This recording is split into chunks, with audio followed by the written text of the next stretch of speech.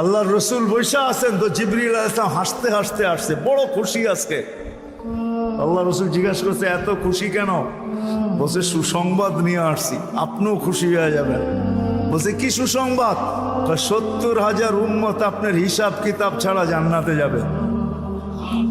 তো শুনতে দেরি, চেহারা মলিন হইতে দেরি হয় নাই। তো জিবরিল আলাইহিস সালাম বললেন এটা কি? আপনি তো খুশি হওয়ার কথা, চেহারা মলিন হইল কেন? মাত্র 70,000, আমার সাহাবী তো 1.25 লক্ষ, কিয়ামত পর্যন্ত উম্মতের কি হবে?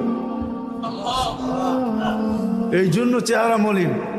তো আপনি কি নিতে রাজি না?